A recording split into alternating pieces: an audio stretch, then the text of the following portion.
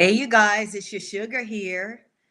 You know what time it is, 7:30 on a Wednesday night. It must be time for the Sugar Show where me, Natalie Sugar Brown, meet you like me. We get to sit down and talk about women's boxing. I am Natalie Sugar Brown. I am a woman boxer, woman pugilist. I have been in the game for several years. I'm an old crone. And this is my platform to chat with you guys and give you an authentic perspective of what it is in women's boxing and what a woman boxer's life is like. Okay. And I love when my misfits chime in, when you guys come in and start chatting away. And you don't have to know about women's boxing to join the conversation. That's what I'm here for, right? And Sugar may not know everything, but she know what's up. I tell you that much. Okay, so um, jumping into the conversation about tonight's topic. Okay, tonight's topic is dope broads.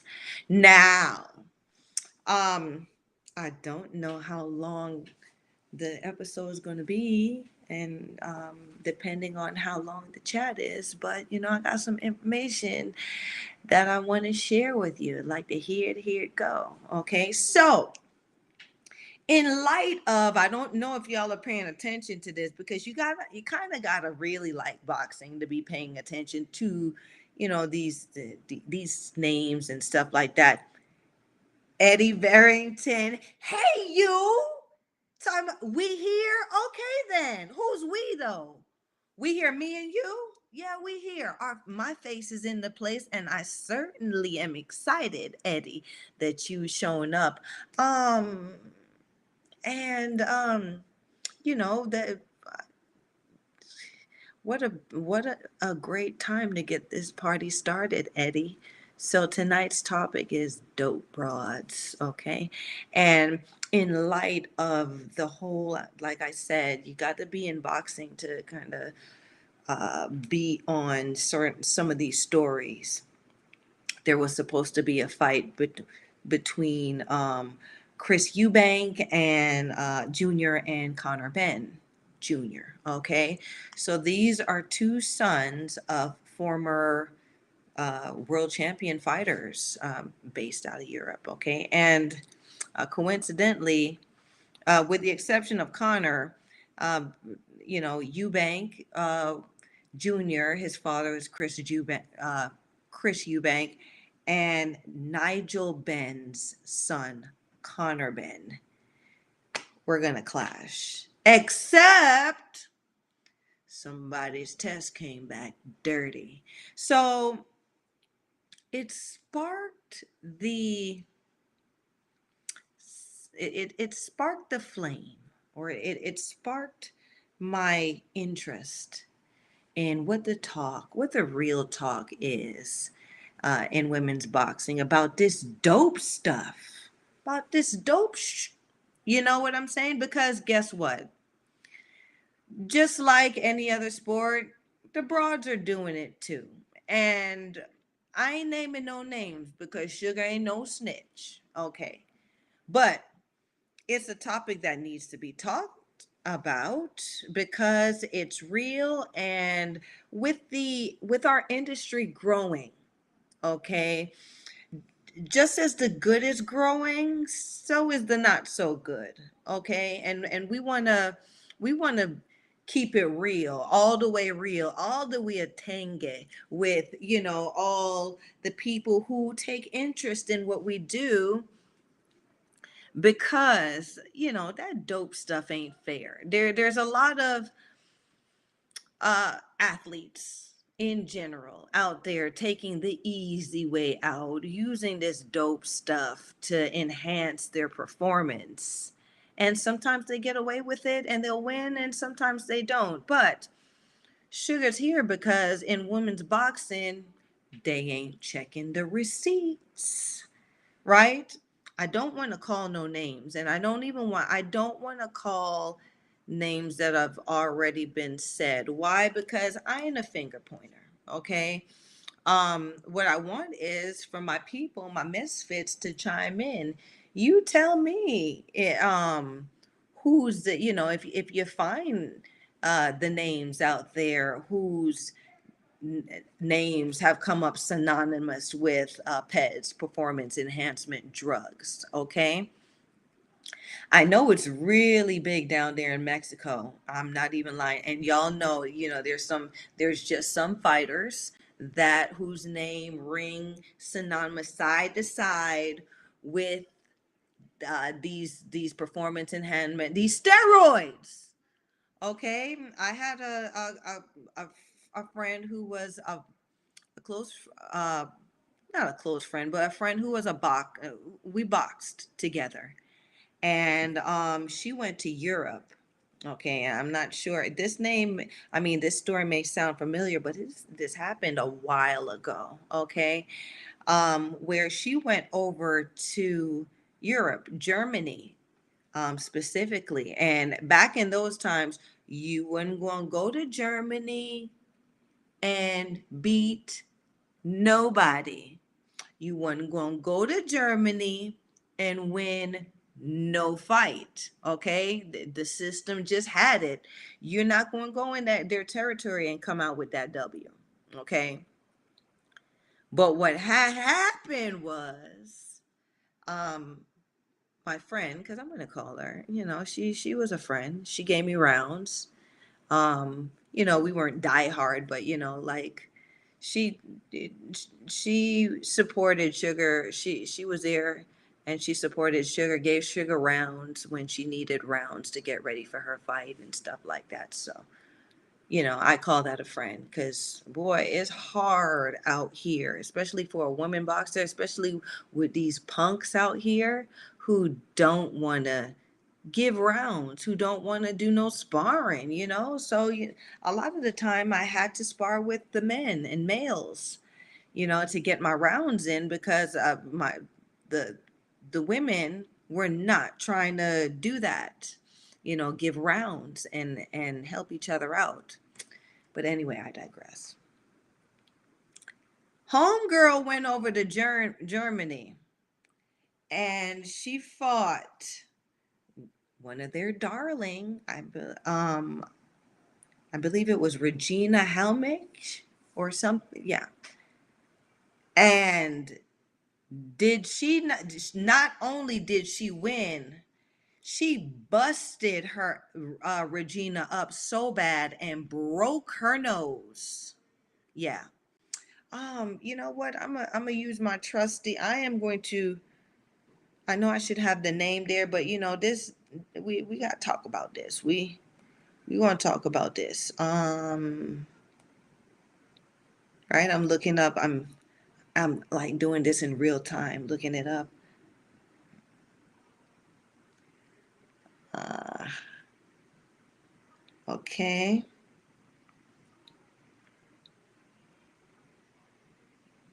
All right. So this my friend now, fellow boxer out of Georgia. Okay, she went and fought.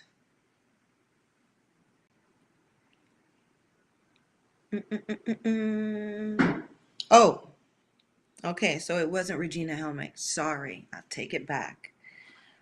She went and fought Silk Wickenmeyer in Germany. Okay, and not only did she beat Silk Wickenmeyer, who was 15 wins, 3 losses, and 4 draws at the time, but she broke her nose and several ribs. Okay, so she went over there with the guarantee that, listen, if I don't win this, I'm gonna make sure homegirl leaves out of here in a body bag, and people know that she's going uh, that I was the winner. Anyway, um, of course, before she left Germany, and before you leave any fight, directly after any and all fights, you have to give a sample. Okay, you have to give a urine sample just immediately after, for them to be clear on what your situation, or what how clean you were when you were actually fighting. Okay, so in doing that, her test came back dirty. And so not only did she her test came back dirty, but they also tried to, yeah, take her license away complete. I think they took her license away completely from boxing in Europe. So it was really tough. I mean, that's a really severe and tough, um, severe and tough consequence, right? Because back in those times, the money was made in Europe, especially Germany. Whether you win or lose, if you went out there and you performed, you can make some good money out there. Okay, so they cut her water. But I share that story to say this. You know, it doesn't it it doesn't women are not excluded from the whole steroid talk, especially women in boxing. Okay, because people are going to do what they got to do to win. And that's the easy way out. Boxing is really hard. Boxing is really hard. Okay, and I'm not telling you this because, I'm trying to hype my sport up or anything. I'm saying that it's hard because the discipline of it, okay, the discipline of waking up, doing the work, the grueling training, okay, it never feels like you're having a good day. It really doesn't, because the type of training, what boxing training is you're trying to extend yourself past your breaking point every day, every day. Okay, and so extending yourself past your breaking point is you've got to, it's uncomfortable. It's uncomfortable. Okay, Michael, or hey Mike, hey Mike, chimes in and says that's why you don't play boxing. I mean, if that ain't the gospel truth, if that ain't the gospel, right, you can't play boxing. People do play boxing, but you can't play boxing. Okay, uh like I said, the life of a pugilist or boxer is, there's no easy day. There's really no easy day. You are extending yourself every day, because what you're training for is that person that intends to break your will. Okay, and if you can break your own will, then you can't be sure about the other person, what they got coming. So you, every day, that's your insurance, your training. Okay, you're eating the way you eat, your discipline, that is your insurance that I got me when I'm in there. And it's just me, because you can't count on the ref, and you certainly can't count on your opponent, right? It's just you and whatever you believe in, right? And you got to be sure that whatever you believe in is based on the work you put in. Okay, so a lot of fighters, or a lot of people get in there, and a lot of my coaches previously used to say, yep, when you walk up those steps into your corner, if you ain't been living right, okay, meaning you ain't been running, you cut weight the wrong way. Okay. You've been having all of those things start coming back and compounding in your mind. Okay. Um, Michael Orr says the ones that play boxing get G checked real quick. Okay.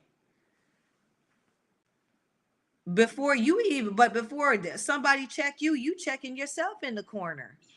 Like I said, you're thinking, I mean, it's happened to me, right? You're thinking about, oh, that those days I didn't run. Oh, I stayed up, oh, I didn't make weight, I wasn't eating, things like that. All those things come to you in the corner, and it'll make or break you for that fight.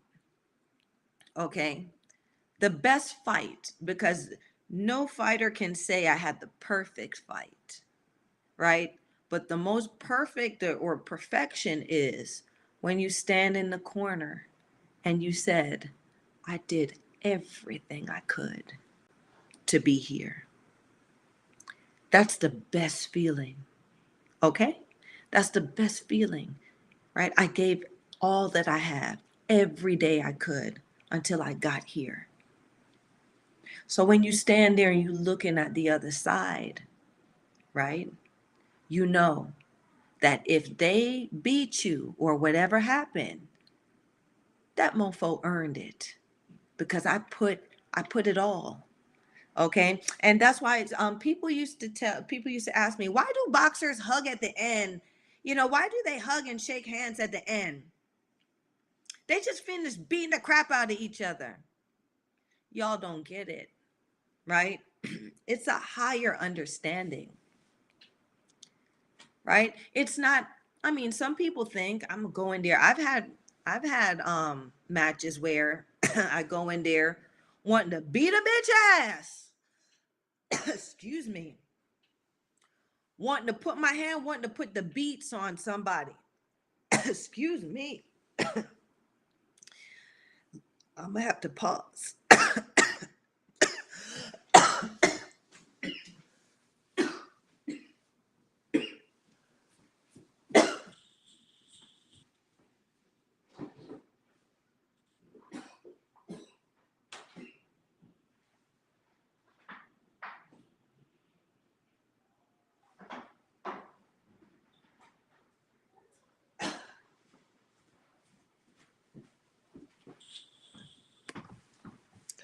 My apologies, you guys.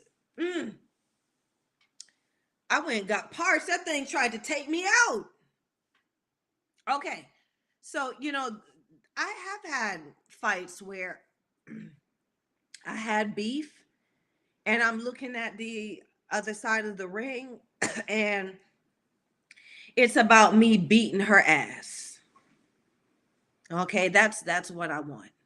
And I've had fights where I've looked on the other side of the ring and I'm looking at this broad where I'm like, okay, let's see what you got because I know what I got. Right? And at the end of the fight, it's who extend it, it's did she make me extend myself? Am I a better fighter because of this fight? A better fighter meaning, did I learn something about myself in this encounter, in this matchup? Okay, did she was dotting my i's and crossing my t's. I had to be sharp. I had to go into myself and I had to go into my bag of tricks and come out and make new tricks to win this match. You gotta hug a broad or you gotta hug another fighter for that because you came out better. You're a better fighter because of them, right? And so, I mean, I'm kind of diverting from the topic, but we're going to get to that. Y'all know sugar shows are pretty long. But while we're talking about, this, let's talk about it because this is just as a person, as a person, right? That's why people say boxing is is therapy. right? Because this is the part that line aligns with that concept of therapy. Boxing, like I said, it's every day you're extending yourself. Every day you're pushing yourself to the limit to be more resilient, to be stronger, to be better, right? And grow. It's a constant growth, okay? And growth is uncomfortable, right? There's no if my mom used to tell me this when I was a little girl until growing up. She said, if you feel comfortable doing anything you're trying to do, you ain't doing shit. You got to feel uncomfortable, because if you feel comfortable, you're complacent. You already know the answer. Dive deep. Go to that place where you got to find out, right? Go to that place and extend on what you already have, right? And that's what growth is. That's the therapy. So, I mean, that mentality has helped me tremendously in and out of the ring. Michael Orr chimes in saying, boxing is the best therapy. There's no greater stress remover in the world than punching someone in the face. But my coach Gant used to say this. Coach Johnny Gant used to say this. Just as much as you want to relieve some stress punching somebody in the face, just know somebody trying to punch you in the face to relieve some stress. So you might want to smarten up with this, with how you relieve stress. Okay. So, I mean, my stress relief as a fighter wasn't so much punching anyone, right? My stress relief was me being able to manifest all of my frustrations into the work, into running hard, into punching that bag hard, into my push-ups, into my pull-ups, right? Me translating all of that into, just that physical work, where at the end of the night, or at the end of the, because I trained 4 times a day, at the end of each training session, I was done, right? I had thought, if it was me watching tape, right? If it was me remembering strategy, looking at the strategy board, whether it's me conditioning, whether it's me sparring, whether it's me on technical work, right? I push my brain, and my body to work together until I had no more, right? And so when the fight came around, the fight was easy, right? And it really took a special broad to make, and there have been, to take me out of that comfort, because I've made myself uncomfortable every day, right? And I was comfortable being uncomfortable. Um, Michael Orr said, exactly. Thank you, baby. So I'm glad that we're on the same page there. You know what I'm saying? Um, if as a fighter, I always say this, being a fighter is a lot deeper for men and for women, even for children who participate, for senior citizens who participate, because being a fighter, being a pugilist, a boxer, is, I mean, it's not like MMA. I mean, I'm sure it's a martial art, karate and jujitsu and all that good stuff. You know what I'm saying? But there's just something about boxing that changes a person. And it really changes a person for the better. It brings that humility, because you realize that it's only you are the only thing you got. What you have is all you have to give, right? And so What you have to give depends on the work you put in, right? Can nobody put in work? You can't take the credit for nobody's work. You got to put the work in so you can get whatever it is that you want out of it. That's why it's so addictive. That's why. But then we have the cheaters, the people who dope, right? And I want to break down what this dope does to an athlete, especially a boxer.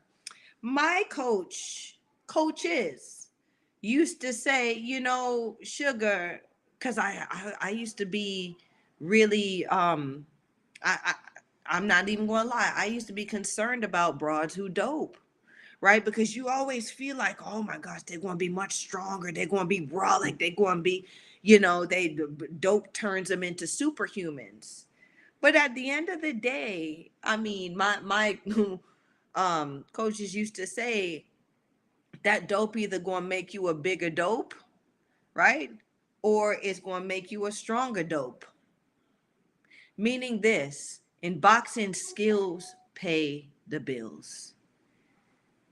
If you are skilled and you can really maneuver in there, and you have your generalship, and you know what's going on in there, okay, that dope now may make your opponent more have more endurance. Their punches may be harder, okay, they may be a bit more intense as far as the pace of how the fight goes. But if you have prepared still as a fighter, your knowledge, your skill set, your understanding of what you can do in there will always triumph. Okay, so I'm not going to say it doesn't make a difference. It does, right? But it don't take you out the fight. Now, with this doping situation, now they have, there's a policing. There are policing entities that do that, but you would have to be like a ranked fighter, a world ranked fighter for in order to be policed. And y'all know Sugar's always talking about these receipts and checks and balances, okay? And I'm going to shine a light into the situation with us women because uh no one checks our receipts. Okay, so women out here doing whatever the hell they want to do, them and their teams. Okay, that's number one. Number two, I'm not even going to lie to you. The more money you make, the better drugs you can take. Okay, so a lot of these fighters, and drugs meaning we're not talking about drugs or whatever. Drugs can even mean, just recovery supplements.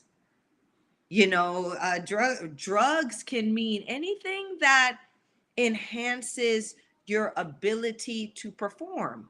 Performance enhancement drugs. So supplement any of those things that give you an edge over other fighters that are not, that you don't inherently have genetically, is a performance enhancement drug. Now, some of these enhancing drug, yes, performance enhancing drug, there it is, Michael, I said it right. Okay, so about my father's business chimes in, hey, you, what's going on? Hey, um I'm in the building. Good to see you in the building about my father's business. We got Eddie Barrington and Michael Orr here in for the conversation. And we're talking about dope broads. We're talking about broads who dope, or who are doping. Now, I'm not going to call no names, but I'm talking about the effects of doping and dope in women's boxing because no one checks our receipts, okay? And the ones whose receipts actually do get checked are only the ones who are ranked, okay? And as I've explained before, there's a lot of politics in being ranked, but there are policing bodies, so one of the policing bodies is the voluntary anti-doping agency. Okay, and that agency has partnered up with a lot of the other with the other six um, bodies that we talked about. We're specifically, I'm going to name the four big bodies. So what is it, you guys? WBA, IBO, WBF, and WBC. You guys, I mean, check my balance now. Let me know, right? So those are, the big bodies, and they work with the voluntary anti-doping agency. And with that, we're not talking about amateurs. We talk about pros. Um, is where the fighter voluntarily signs up in a registry to be tested randomly um, for performance enhancing drugs. Okay. And this is a monthly thing. Okay. So eat every month it's a lottery. Every month your ticket just might be drawn. Okay. So you gotta act right. Okay. Some of them, though, there's a science to this doping thing. There is a science. So, and the thing about the science of it is that's what a boxing team is. When you get to pros, your team consists of all the individuals that is going to help you um, get an edge, or help you be straight in in your journey to become and maintain being a champion. So you may have a doctor, okay? You may have a nutrition. You may have somebody on your team who know about this dope shit, okay? And they know how to incorporate it into your training. They know when there's a loading period, and then they know when there's a period that you're off of it, and they know that stuff. Okay. With the men, that's why so much money, big money is in this, because yeah, the dope dealers are getting paid too. Right? It's a fantastic industry because there's so many layers to the onion. All right? There's a it it's not fair, but it is fair in a sense. You just got to know how to play the game. Okay? So I'm not calling no names, but some of your favorite fighters have been on that dope or is on that dope. Okay. So we have the voluntary anti-doping agency, who is one of one of the main policing authorities, right? Each fighter who is ranked is registered. They get checked monthly. Okay. um Now there's a program called the Clean Boxing Program, which I'm making a chatting about. And this program is this program is a part of the WBC sanctioning body program. Okay, where all all the members under the WBC umbrella, all of the fighters who are ranked and registered, they um, get uh, drawn. Okay, so they get chosen. They have to give samples because the we'll call it the VADA, the Voluntary Doping Agency, coordinates times with them to pop up on somebody's ass for a sample, right? So somebody could be, I mean, you could be at home, you could be somewhere, like they know where to find you, okay? And they are going to roll up on you and they're going to ask you for that pee-pee. And you're going to have to go with them and give them that pee, okay? And from what I understand, you get two tries. So you give a sample A and then you give a sample B. Okay? And you're hoping, I mean, these are within the same window, within a reasonable window of time, right? But you have enough time to um redeem yourself, if I mean we should call it that way, with a B sample. Okay? Now, if a sample comes out dirty, okay, or tainted, then there's a procedure that includes an investigation of everything relevant to that case. Okay, I'm gonna bring in Virginia Futches, Fucks or Futches, whatever her name is. Sorry to say, y'all know Sugar's bad with names, because that one was a pretty popular uh story. That one was pretty that the understanding of what her situation is has been pretty plain out there. Okay, so her test came back dirty. This was for her, in as an amateur in the Olympic realm. And she said, okay, that her test or samples were tainted because she somehow ingested uh, performance enhancing drugs through from her boyfriend through sex. Okay, so whatever she ingested had that dope in it, which, I mean, that's a slick way to get out of it, right? But I really, I don't know. I wouldn't have. I don't think she should have gotten the. Okay, that's okay, sweetie. I don't think she should have gotten that pardon. Okay, because your man taking dope.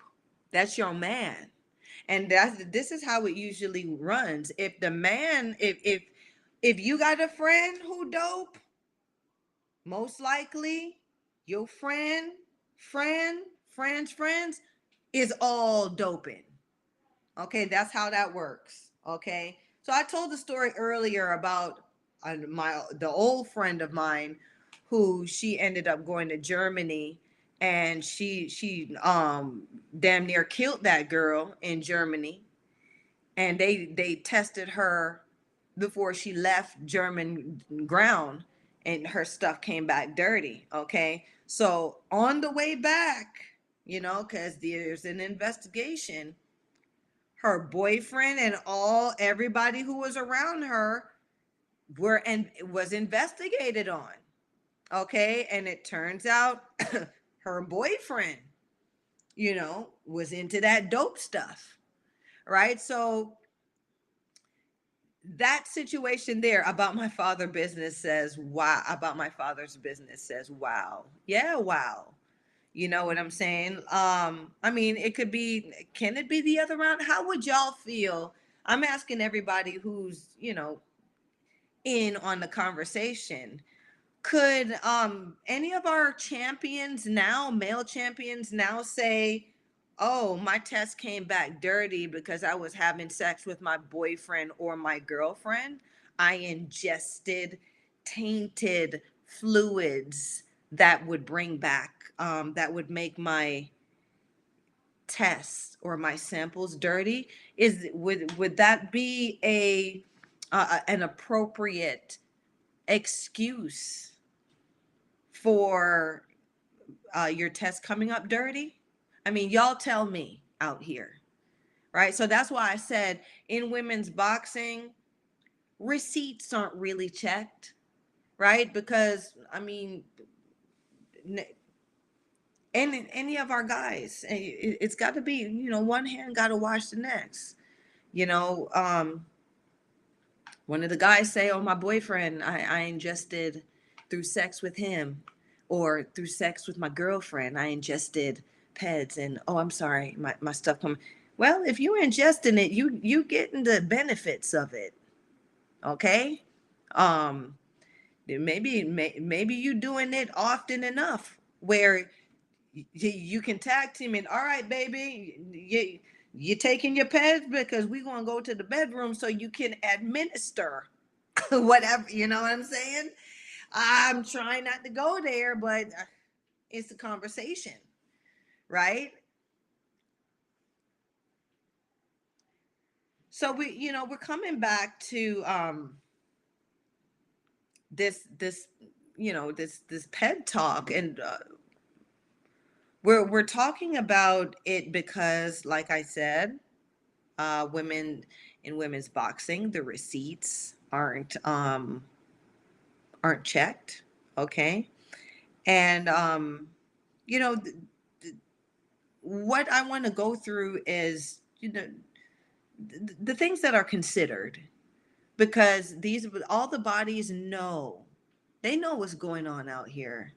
They know what's going on out here. Okay. About my father's business comes in and says, maybe if they can find out if it came secondhand. And so, yes, about my father's business, that's what they're saying. It came secondhand. For example, Virginia Fudge, right? She said she ingested the dope secondhand through sexual activity with her boyfriend, who was actually taking performance enhancement drugs. So she's saying, oh, it's not my fault. I got it secondhand. But if that's your boyfriend, baby, you know them tablets or whatever he taking ain't Flintstone vitamins. You know that. Right? So, what you do is you do better. You be wise. I ain't fooling with you. Not tonight, baby. You don't get I'm sorry. Y'all always make me go there. Okay? But no sloppy toppy tonight, baby. I got the Olympics they testing me for. No happy ending. You know what I'm saying? You got to be wise, right? I'm a woman out here. I'm a female athlete. I've been that, right? Those are the things that I've considered as well, right? So in checking these receipts, you can't be, that when they find an item on your damn receipt that shouldn't be there, your ass need to be suspended and disqualified. That's all I got to say. Okay. Um, Tony's reviews came and said, it's all BS. You're not getting failed tests off of sexual things. You're not popping hot from steaks. And I don't believe in accidental PEDs, performance enhancement drugs. When you start performing better than you ever have. Okay. Tony's reviews also says, know something is going on. It's all BS and lies being hidden by money and agendas. Disclaimer, these are my opinions. Tony, I appreciate your opinions. That's why we all come together at this time on a Wednesday on the Sugar Show. Okay? That's what I'm saying too. I agree. It's all bullshit, right? It's all jive. Okay? If indeed your test come back dirty because you ingested some special sauce from your partner, you know what I'm saying? You in trouble. You're still in trouble. Okay? Like, there's no excuse.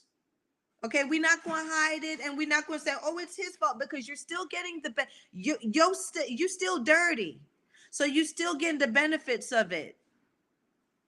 That's where I'm at with it too, you guys, in this conversation. Okay, and it's all political, right? Because people can happen to not test at certain times. not drop by and take samples. All of these things can be manipulated, right? The thing about women's boxing and the reason why it's gotten so popular now is because no one is checking our receipts, which they should, right? Because what we want equal pay, we want all of these things that, you know, go with the growth of our industry. But the only thing that's growing in our industry is the unethical practices that these broads are getting away with, them and their teams, right? You got roaches and rats coming in here, dirtying the place up, stinking down the place, right? When there's great potential for this industry, this thing to make good money, right? It ain't going to be clean because really ain't nothing clean in boxing. I'm not going to lie to you and say a fight is ever fair, right? Sugar has tried to be as fair as she can when she had the upper hand and when she's fighting people. But guess what? Sometimes, you got to push, that rule. But pushing the rule doesn't mean that you're on drugs now, you doping, right? Now you're cheating, okay? Um, Tony's reviews comes in and says, by the way, my degree is in biomed and I deal with drugs on the daily. All right, boo boo. I'm glad that you were able to get such a profound degree, biomed. That's biology, and you're getting into medication and all of that stuff. And y'all, and you should know Tony's reviews. Pharmaceuticals rules the world, right? They trying to have everybody on something nowadays, which I don't think is right. I don't think that's ethical either. But it is what it is. I don't judge anyone, but what I do have the judgment on is, if we're signing up, if you're signing up for something and there's a standard of, what's allowed and what's not allowed, stay within the standard. You know, follow the rules. Follow the rules, right? If you bend the rules and you're smart within doing it, fine. But to outright cheat, nah, man. You're taking sport. You're taking away from being sport, and you're taking it away from um what it is, meaning two entities, two people, right, who have the same will. If now you're manipulating it for it to, for you're cheating, this other person's working hard, they're doing everything organically, and you're cheating, the whole match is unethical. We're paying you, or we're paying the entertainment now is to watch a cheating person. No, it shouldn't work that way. Okay. So I mean, there's um some points now that are considered with this clean boxing program. Okay. So the agency, the voluntary anti-doping agency, along with the clean boxing program, says we believe in the innocence of the athlete until the result of the protocol proves otherwise. Okay. So they're saying, yeah, we believe you. Oh, you're absolutely what? It's dirty and you don't know how your test came back dirty. Oh, well, innocent until proven guilty. Okay. They also say each case is completely independent of any other case. Each one has specifics and cannot be compared to another situation.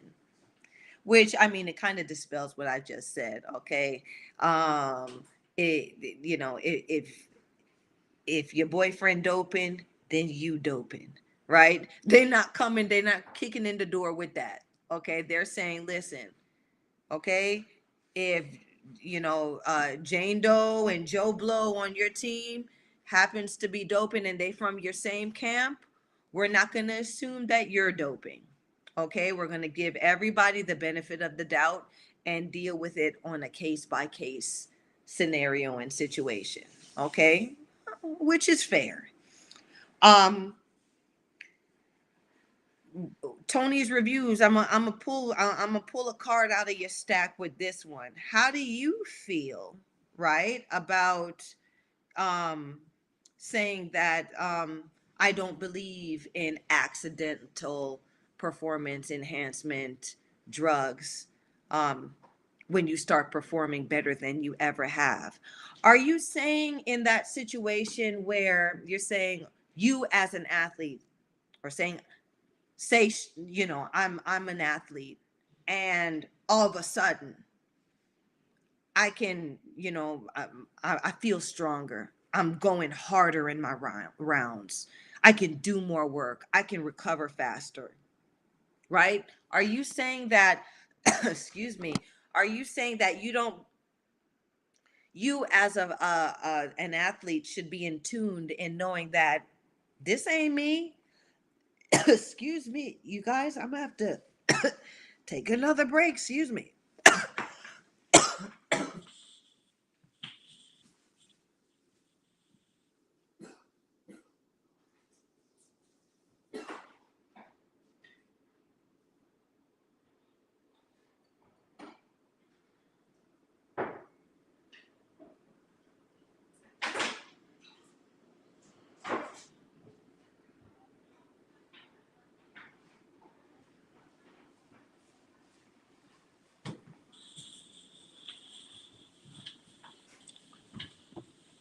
Sorry about that, y'all. Sugar would need to wet her palate. I promise you, it's just water. Um, where were we? Yes. So, you know, um, this accidental, I didn't know what it was in my shake, or, it was like a lot of, which is what a lot of athletes saying. Tony's reviews. Are you saying that as an athlete, you should know that you feel different, you're performing different, so you must be on something? Is that what you're saying regarding that accidental PED statement that you made? Michael Orr comes in saying accidentally doping is like hitting that blunt and not inhaling. Mike, what you talking about? You talking about when they pass that thing to you and you put it to your lip, and then you talking about that? You talking about it's an accident when they pass that thing to you and then you break, and you talking about that, Mike? Right? You right? Let me stop. How do I don't even know. Listen, y'all gonna get me put off the internet. Okay. I'm not advocating for any of this. It's not bad, it's not good. It is what it is though. Okay? Meaning that if you if you know what it is, you're going through the motions for it to get to where it's gotten in your system, ain't no accident. There's no accident. Now, I'll say this, right? Because one of my trainers, one of my coaches, the great Jerome Coffee, got me hip to this when I first turned pro. He was very insightful on a lot of things. What I learned from Jerome Coffee was that shit ain't sweet in the pros, I am grateful for that insight, for that education and perspective, because I've seen a lot of, I've seen a lot of lames and cornballs fall to the wayside because they wasn't hip, right? I guess they wasn't paying attention. But I'm thankful for that knowledge, that street game that Jerome Coffee um, passed down to me, which was He said, Sugar, Natalie, don't, when you go to weigh-ins or when as soon as you get off the plane, you don't take no drinks from nobody. That the seal is not opened. You don't leave your drink and go back and pick nothing up. You don't eat nothing that you didn't take with you. You don't assume that anybody's giving you anything clean. Just know that everything that everybody offers to you is dirty. And he was right. That's what you have to. I mean, that's what you have to think about. You're walking into a lion's den as a fighter. And you have to know not everybody around you is on your team. Sometimes you have a mole on your team, right? So if you don't know where that thing came from, don't don't put it in your body. If you can't be 100% on where that thing been, don't put your mouth on it. If you know what I mean, right? So Michael Orr says, I was born at night, but it wasn't last night. Let the church say, right? Spit Mike bars, right? Yes. You cannot be in this game as a boxer, man or woman, and think that you're going to slide through clean or it's fair. It's not. If they are not directly in front of you, if you don't see them day to day, and sometimes they are there day to day with you, but you assume they work for the other team, right? It's you can be set up and you don't even know you're being set up because they're 4 to 5 steps ahead of you. So this game, yeah, I'm not trying to scare anybody because I love boxing, right? The industry needs to be cleaned up on the male side, on the women's side. We talking about women's boxing. The women's boxing has gotten dirtier, and I don't see where the clean is balancing the dirt. It's getting more dirty than clean, where women are in the position and situation where they're going to lose their lives or get hurt really bad. Okay. And the 2-minute rounds has saved us from a lot of severe outcomes because 2 minutes is just a sprint. You're not really 2 minutes, and then the most they're going is 10 rounds. You're scratching the surface. You're doing enough. You're doing enough, I guess, for people to think you're doing something. But when we get to 3-minute rounds, right? Because women, we used to box 3-minute rounds. I boxed. I used to box 3-minute rounds when I first started boxing, right? It's a different animal. It's a different animal. You sitting here, Clarissa Shields talking about she the greatest woman of all time. Or they talking about Katie Taylor is the greatest female boxer of all time. Bullshit, bitch, please. We had women fighting 15 rounders, 3 minutes in women's boxing. How do you think these women would fare in those fights with those women? Right? Those women have done it. These new broads have yet to do anything like that. Right? So, I mean, people are talking, I've had the debate, we're talking about, oh, these girls are more skilled and their technique. Bullshit. A fight is a fight. No one's looking at skill or whatever. A fight is a fight. Unless you've been in there to know and understand what a fight means and what it is, right? Because a sloppy windmill in that look at your girl. She brought the windmill style and became world champion and beat a polished, highly accomplished, highly background accomplished amateur boxer, right? Cecilia Brækhus was a world silver medalist, I think.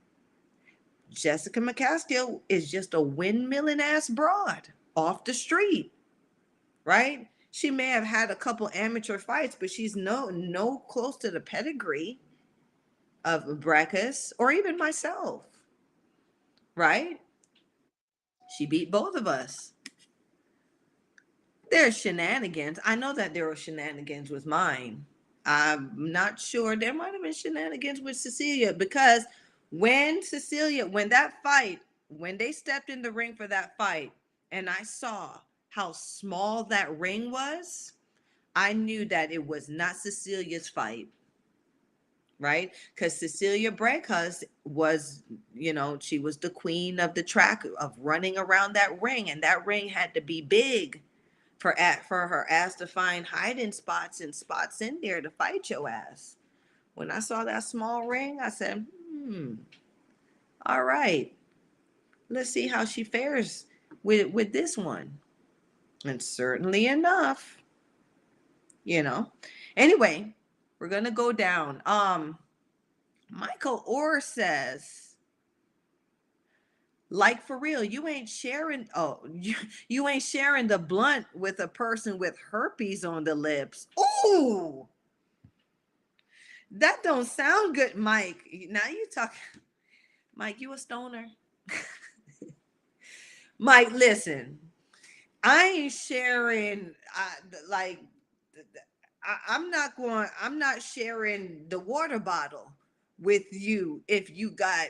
If I seen bumps or if I see stuff going on your lips, you know what I'm saying? I ain't finna pass you. You ain't taking a swig of my joint, much less a blunt. You see what I'm saying? We talking about dope or whatever. I'm just even talking about. Listen, this right here, I ain't sharing. If I see some drama going on your lips, and that's all I have to say about that. Okay, we got to be responsible.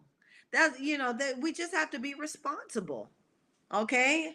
Um, Michael Orr says, "Here, Mr. Pugilist, take this. Don't worry about what it is." But that's how it works. Someone who you trust will give you something, right? And they'll say, "Oh, take it. It's good for you. Take it."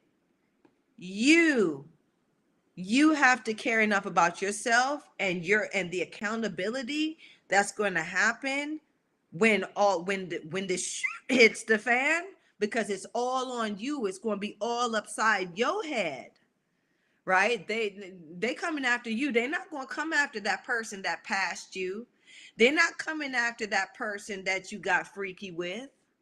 They coming after your ass, right? So you have to be responsible, especially as a woman in women's boxing. Now, this, trust me, this performance enhancement drug conversation will get bigger and bigger because um, we getting big enough to where receipts are being checked. We not seen. I think there was a young lady in Africa just recently, and I was like, "What? They doing it? I mean, the African broads are doing it now, right? Because before, we all used to be the European broads, right? It used to be most the American broads. Oh, and for damn sure it was the Mexican broads, right? Now y'all coming. Now it's the African broads too. It's out here, and we got to talk about it. Okay. So where was I? Um, The CPB, or the clean boxing program, also says each substance is different from any other, which is true. It cannot be compared all cases as one, meaning that it ain't such thing as just one dope.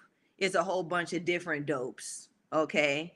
And so um what they're saying is they're not going to everyone's not going to get in trouble for all the same dope. So maybe they're saying if it's a supplement that you took that, you know, scaves the boundary, it may be considered, you know, you may be able to advocate for yourself. You know, I think that's what they're saying. um they're considering uh each substance as its effect. Okay, so if you took a substance to cut weight, it may be different from a substance that someone's taking to build size and to be stronger so they can inflict more damage, things like that. Um, they've also said there's nothing more important than the safety and protection of the athlete. That's what they believe. But I mean, if the athlete is going beyond their own greatest good and putting themselves in a position where, you know, they're taking steroids, and y'all know the effects of steroids, it affects your heart, right? So if you want to start doing damage to your heart for the sake of whatever it is that you're going to get out of this boxing, um they're saying that there's nothing more important than the athlete's health. So they're looking at the whole picture, which is supposed to be about health. Okay. There's also they've also said there's a large group of experts who participate in the analysis process of each case separately. So they got people in labs. Okay. I mean, people don't look at boxing as an industry. Okay, somebody's getting paid to do this. This ain't for free. The only voluntary part of it seems, is the people who volunteer to sign up to give their pee. Everybody else got a job. Okay, that's what this is all about. Money, right? And if everyone has a job, and I'm going to say this because it has to be said, everyone has a boss, and that boss has a boss. And then that's where it gets political, right? Because you don't want to get your boss mad. So if your boss tells you something, you must heed. If your boss tells you to ignore something, you must heed. Okay? That's where we are in this. Okay? Um Now we're going to explore one of the most popular prohibited substances, one, okay, which is clenbuterol. If y'all don't know this, ask your boy. Come on now, come on, my misfits. I said I wasn't going to say no fighter, but y'all know Mr. Cinnamon, right? Because he's known to be on this clenbuterol, okay? And clenbuterol is a steroid. Um, it is given for people who have um, respiratory issues, or it's for respiratory issues. Michael Orr says Connor Ben. Okay, Connor Ben, but we talking about Mr. Mexico, Cinnamon Mexico, right? Clenbuterol. He's the one that started making that start putting the that one in the spotlight.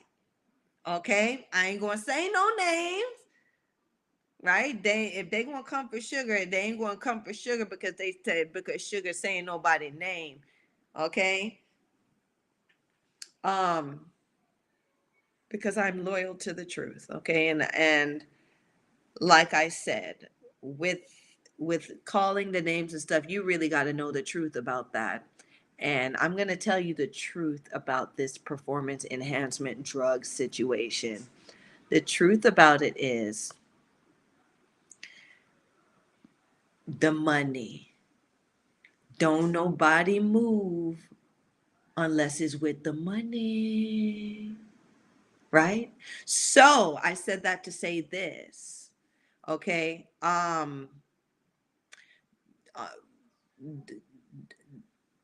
the people who the people who are paying for all of these, the money that's moving through the industry or whatever, are also the people that pay money for this stuff.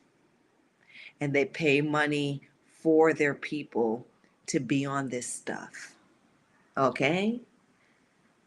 We just having a conversation. Okay, and it must be said.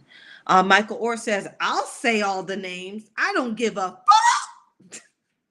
All right, well, you do that, Michael Orr. Say the names. Tell me some names. Michael Orr said Connor Ben Alrete. All right. All right. If you got the names, say the names. About my father's business says Alvarez. Okay, then. You know what you talking about. You smart. Yeah. Okay. And so with Michael Orr comes in, so, Saul, Saul in capital letters. Oh, y'all telling? Y'all telling? Yeah. All right. And funny enough, these people have made the most money in the industry, right? Y'all ain't bringing up people who are on some pennies, because guess what? The people who are on the pennies and nickel and dime, they can't afford this shit. They can't afford it. This is a whole thing. Okay? So if they taking it, just know somebody paying for it. Okay. Michael Orr said, I said what I said because I said it. I like that, because when I say what I'm saying, I say what I mean to say, right? I'm on that same road. When it comes out my mouth, I ain't taking it back. I said what I said, and we ain't gonna argue. We not gonna argue about it, okay? We not argue about nothing that I'm saying, because I said what I said. Now, Michael Orr, you better not take none of this back, okay? About my father's business, Alvarez, you better not take nothing back, okay? It's out here. Um, Now listen to this. Listen to this. Clenbuterol is a prohibited substance, of course. Okay. Um, Now there are levels, right? They're not saying this can't be found in your system at all. What they're saying is there are levels. You guys give me.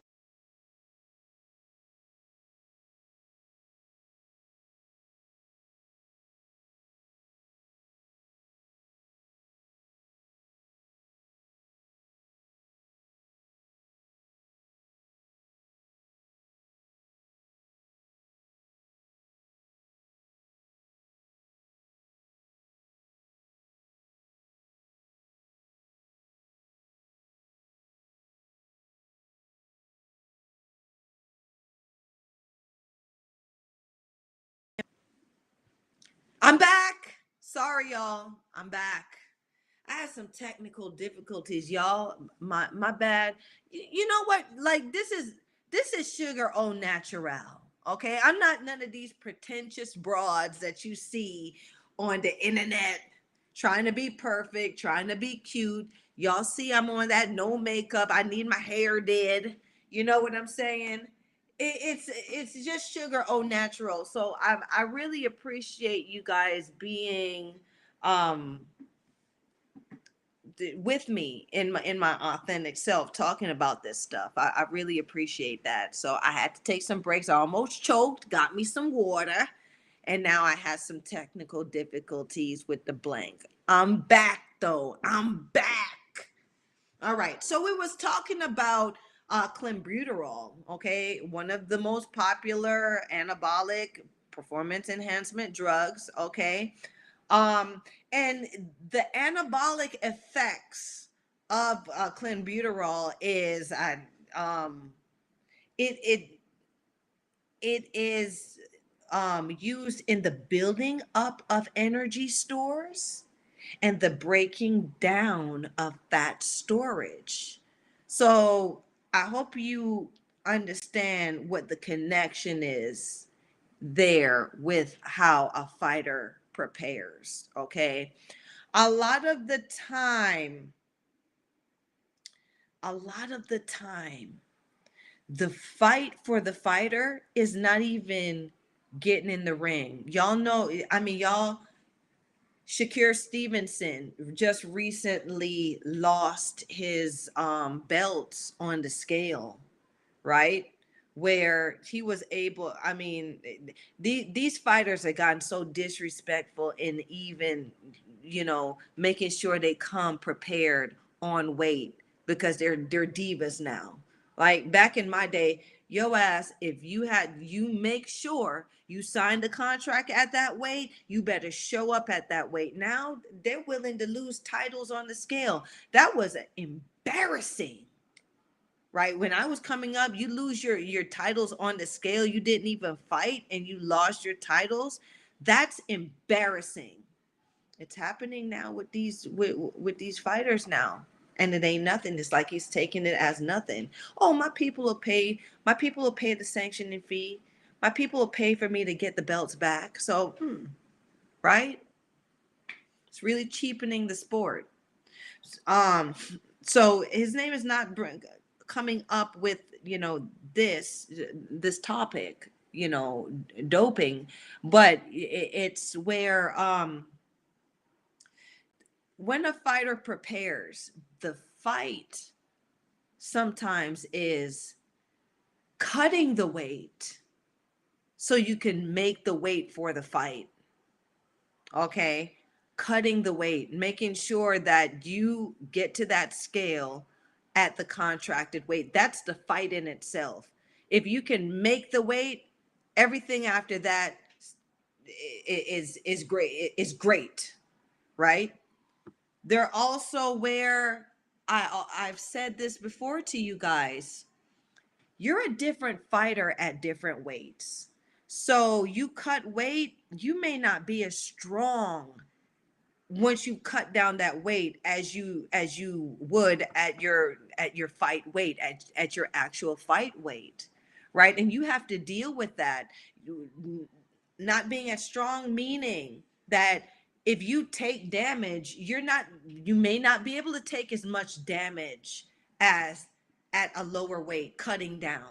You may not be able to recover as fast in between rounds at once you cut weight, right? You've weakened yourself. You may not be able to think as fast because you cut weight. Cutting weight meaning you cut out the hydration to your brain. So your brain is not even functioning the way it would normally function if you were at your healthy, strongest weight, right?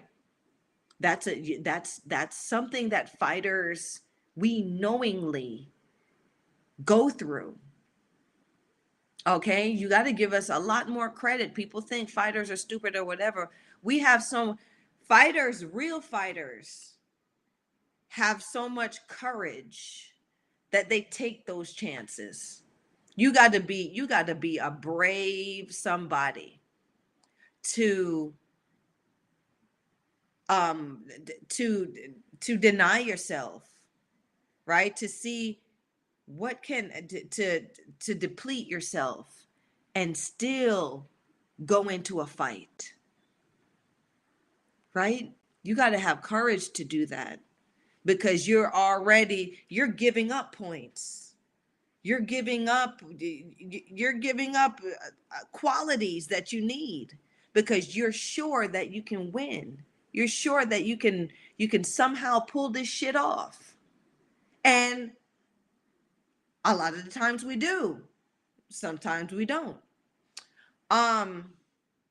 Michael Orr says, I think you look damn fine, honey. Thank you, Mike. You're making me blush on here. Thank you. Michael Orr also says he physically can't make 130 anymore, though. Okay, so that's what I'm saying. A fighter physically cannot make that weight. Sometimes your body, your body will say no, no, right? Because as a fighter, remember, we're all human. I say we're human. So as you age, muscle mass gets solid, bones get solid, right? It ain't about losing water weight no more. You got real, you got real muscle, skin, protein, teeth, bone cysts. All of these things now start to weigh against you when you get on the scale. So when you were a young sprite guy, you probably could cut down to 130. As a person's body ages, they become more solid. Okay? And so these drugs help with that. So this clenbuterol helps a fighter to keep the energy stores, meaning you keep your muscles, you keep whatever your muscles can, you keep that storage of energy in your muscles, right? But you can cut the fat. That's why some of these fighters, you'll see them way developed. One of my conditioning coaches said, you know what, Sugar, I'm on this. Anybody that you see, we not fighting. If this broad comes and her shoulder caps are sticking out or are developed, she's on the roids. Well, I said, why? He said, because no one uses these shoulder cap muscles. So when they're highly developed and they're popping out, that means the steroids is helping that muscle to develop. There's no real natural training or movement that would make that muscle cap off like that. I was like, wow, wow. And I noticed it, and I see it in a lot of other things. I see it in the fitness competitions and all of that, where people are synonymous for taking this dope, right? Sugar has trained all her life. People talking about, Sugar got Michelle Obama arms or whatever. I don't know what Michelle Obama had done, but I know I've been boxing for over 20 years, and the caps of my shoulders ain't never pop out like that, right? So, I get it. This clenbuterol now is saying that there's levels. So they're not saying that you can't have any in your system. What they're saying is there's a level of this thing that exceeds the acceptable amount that should be in an athlete's system, right? So I want y'all to understand that they're saying you could be dirty. There's a certain amount of dirt though that we'll accept, right? You can't exceed the standard of the dirt that we put. Just to let y'all know, because like I said, these drugs are expensive, right? The tomato cans are not the ones who are taking this. It's the high ranked people with the money behind them taking this. Okay? So we're going to keep it moving. Mexico, they're saying Mexico has a health problem since there's a lot of meat contaminated with this drug, okay, with this substance. which has led the world agency. What's WADA again? The world agency, the World Doping Agency. Okay, no, WADA. Let me go back through my notes, you guys. My apologies. Um, the World Anti-Doping Agency. That's what it is. So the World Anti-Doping Agency has acknowledged that Mexico, them people, them put this clenbuterol in their meat. And so people are eating the meat, and secondhand, as About My Father's Business is saying, are ingesting the meat and are getting the benefits of what this drug does when it's ingested in the system. Okay. And so I think, Mr. Cinnamon out of Mexico has said, "Oh, it's the steaks. I eat steaks quite often." That's what you see in my that's what you're seeing in my in my dirty tests. No, right? Y'all playing. Y'all know that it's clenbuterol. You know that he's a highly, you know, he's a highly ranked athlete. Y'all have the money. Y'all have the situations to make sure all of his stuff is clean, right? So y'all need to be accountable. He needs to be accountable for being dirty, right? Because he's making enough money to be clean. All right. So, even they're saying even the soccer players got this thing in their system out here. Dope is real. Okay? This dope thing is real. And it's in women's boxing. It's just that we ain't got the money. So, meaning we ain't got the money to make sure everybody's tested. Okay? And so people can be slipping through women, broads are slipping through the cracks. But it's up to you guys, right? To check the balances. It's up to you guys to make sure that, you know, our receipts add up in women's boxing. Because, if this gets out of hand, the whole industry goes down the tubes. Okay. Um, like I said, people can start getting hurt. People can start, um,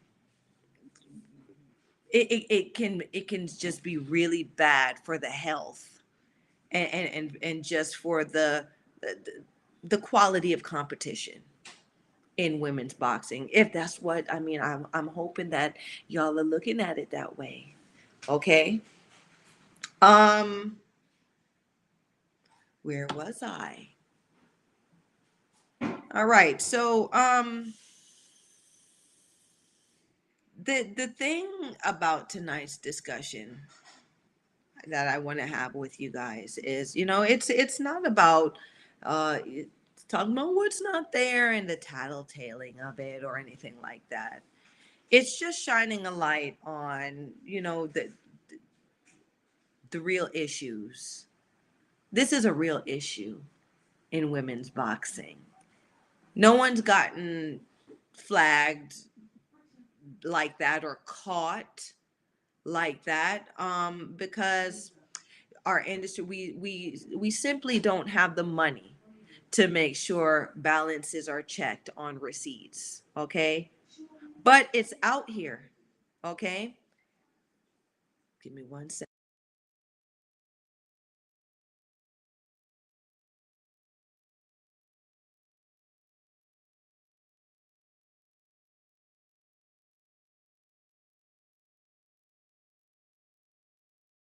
I'm done.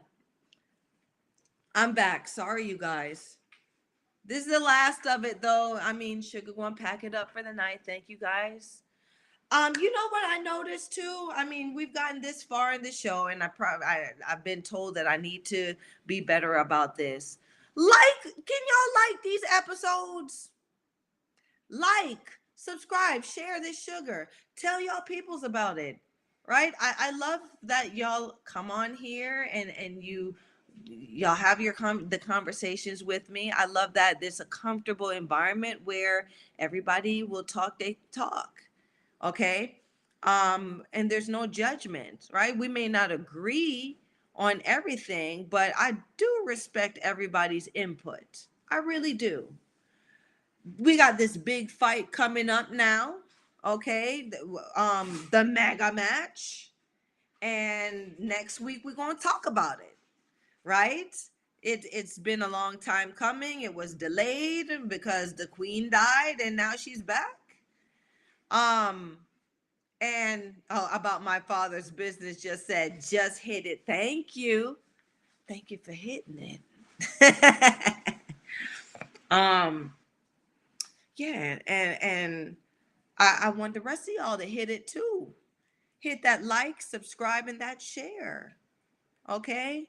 And show up on Wednesdays at 7:30 with Sugar. Michael Orr says, nice. We finally get to watch uh, some fight for their shiny new toy. Like I said before, they had to create a belt for Savannah to pay on, to pay a mortgage on. And I'm thinking it might, them doing that, she may have a chance in getting that belt. Like I said also before, Clarissa Shields, she's got enough money behind her to pay the mortgage on that belt. But the Savannah Marshall, has she gotten enough weight or money behind her to afford that brand new shiny toy, that new belt that they're both fighting for? So it's going to be quite interesting to see what the verdict is for this judgment of the mega match coming up this weekend. Um, I'm, I'm interested. The excitement of it, people were talking about the amateur fight before. Like I know how this thing goes, So, I just want to see two broads who are at a high level go in there and push each other to the limit and give themselves, give each other the respect enough to leave it all in the ring. Okay. But until then, like I said, like, subscribe, share this sugar. Thank you all, my misfits, for chiming in tonight. So I'm going to do my roll call. All right. I got my Eddie Barrington. Okay. About my father's business, Tony's reviews. Okay. Michael Orr, all of my misfits that chimed in. Oh, Trifine Scott, okay, came in and said, good show. Okay, I got you. Thanks for showing up. Michael Orr says, great show. Listen, Mike, you already know I got a little crushy crush on you, so you better listen. You made me go to sleep tonight and be like, do some things to you in my dreams. Hey, hey, hey, hey. We're going to keep it PG, okay? About my father's business. Great show. Okay, thank you. I appreciate you. Okay. Like I said, you are general in the game and you always talk it straight. I appreciate that. So, you guys have a great weekend, and I want everybody showing up next Wednesday at 7:30 because we got something to talk about in that mega match. Okay. All right. So until then, y'all be safe and have a good weekend. Bye bye.